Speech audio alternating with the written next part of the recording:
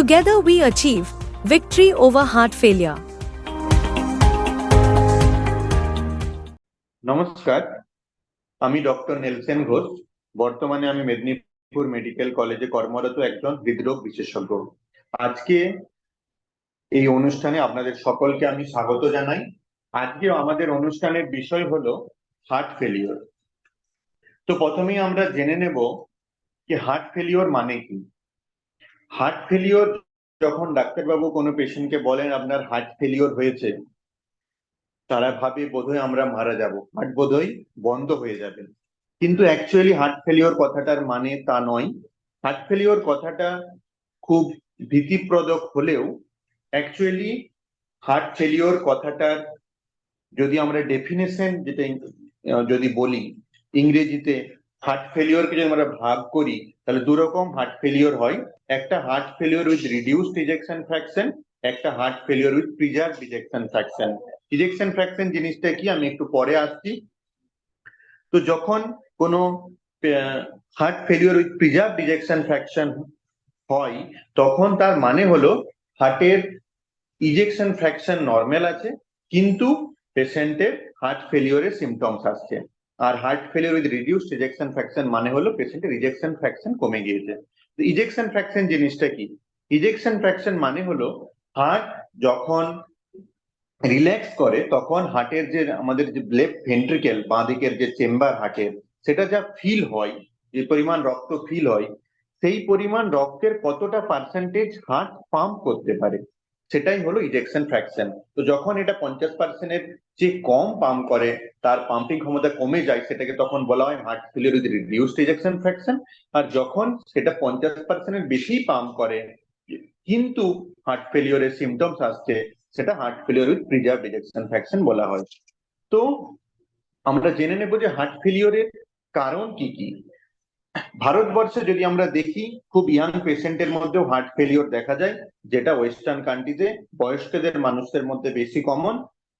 তো এর কারণগুলো যদি আমরা দেখি ভারতবর্ষে, প্রথমত atherosclerotic heart disease. Atherosclerotic heart disease মানে হলো যেই পেশেন্টের ব্লাড প্রেশার আছে, সুগার আছে, স্মোকিং করে, তাদের রক্তের মধ্যে রক্ত কণিকা, তাদের রক্তের যে দেওয়াল যে প্রাচীর, সেখানে রক্ত কণিকা জমে যায় এবং রক্তের ফ্লোকে তারা বন্ধ করে, সেটা এবং সেটা হার্টের অ্যাটাক করে, সেটা থেকে হার্ট ফেলিওর হয়।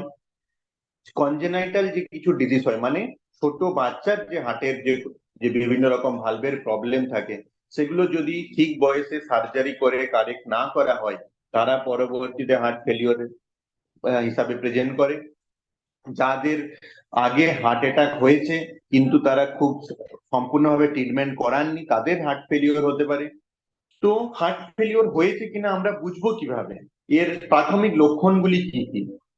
প্রথমত পা বা গোড়ালি ফুলে যাওয়া, পেট ফুলে যাওয়া, পেটে যন্ত্রণা বা ব্যথা, বা পেশেন্টের যদি শ্বাসকষ্ট হয় বা এবং সেই শ্বাসকষ্ট যখনই পেশেন্ট শুয়ে পড়ছে বিছানাতে তখন শ্বাসকষ্ট খুব বেড়ে যাচ্ছে, বা রাত্রে শ্বাসকষ্টের জন্য ঘুম ভেঙে যাচ্ছে, পেশেন্টকে উঠে বসে জানলার ধারে অক্সিজেনের জন্য যেতে হচ্ছে, এগুলো হলো হার্ট ফেলিওরের প্রাথমিকভাবে, এগুলো হার্ট ফেলিওর, এগুলো থেকে আমরা বুঝতে পারি যে পেশেন্টের হার্ট ফেলিওর হচ্ছে। তো এগুলো আমরা কিভাবে প্রতিরোধ করব? প্রথমত হার্ট ফেলিওর প্রতিরোধ করার প্রথম উপায় হলো তাকে খুব প্রথমেই এই যে লক্ষণগুলি থাকলে প্রথমে ডক্টর বাবুর কাছে যান এবং এটাকে ডিটেক্ট করুন যে তার হার্ট ফেলিওর হয়েছে। যাদের ছোট বাচ্চাদের যদি হার্টের প্রবলেম থাকে, সেগুলো ডক্টরের পরামর্শ মতো কম বয়সেই সেগুলো সার্জারি করে কারেক্ট করুন। ব্লাড প্রেসার, সুগার কন্ট্রোলে রাখুন, স্মোকিং, অ্যালকোহল অ্যাভয়েড করুন, ডেইলি এক্সারসাইজ করুন এবং রেগুলার এই মেডিসিন নিন। তো এই ট্রিটমেন্ট কি কি আছে হার্ট ফেলিওরের? হার্ট ফেলিওরের দু রকম ট্রিটমেন্ট আছে, মেডিকেল ট্রিটমেন্ট আর সার্জিক্যাল ট্রিটমেন্ট। তো মেডিকেল ট্রিটমেন্ট এখন খুব নতুন উন্নত মেডিসিন আবিষ্কৃত হয়েছে, সেটা হার্ট ফেলিওরের জন্য। সেই মেডিসিন গুলো নিলে হার্ট ফেলিওর অনেকটাই কন্ট্রোলে থাকে। আর ডাক্তারের পরামর্শের মতন জলের পরিমাণটা কমিয়ে দিতে হয়। আমাদের টোটাল যে ডেলি জল আমরা যে লিটার জল আমরা খাই, তার পরিমাণ ডাক্তারের পরিমাণ মতো 1 থেকে 1.5 লিটার করে নিতে হয়। এবং যে ছোট বাচ্চাদের যে হার্টের ভালভের প্রবলেম যদি থাকে বা যদি পরবর্তী ক্ষেত্রে কোনো কারণে হার্টের ভালভের প্রবলেম হয়, সেই সব জিনিসগুলো সার্জারি করে ঠিক করে নেওয়া, এগুলোই মূলত হার্ট ফেলিওরের ট্রিটমেন্ট। তো ইন্ডিয়াতে যেখানে হার্ট ফেলিওরের প্রবণতা এত বেশি, তো আসুন আমরা সবাই সচেতন হই এবং এই যে প্রাথমিক লক্ষণগুলো বললাম সেগুলো যদি কোনো মানুষের থাকে তাদেরকে আমরা অ্যাডভাইস দিই কি তারা ডক্টরের কাছে যাক, এগুলো আর্লি ডিটেক্ট করুক এবং প্রেসার সুগার কন্ট্রোলে রাখুক এবং যদি স্মোকিং বা অ্যালকোহল নেন সেগুলো নেওয়া থেকে বিরত থাকুন। Thank you.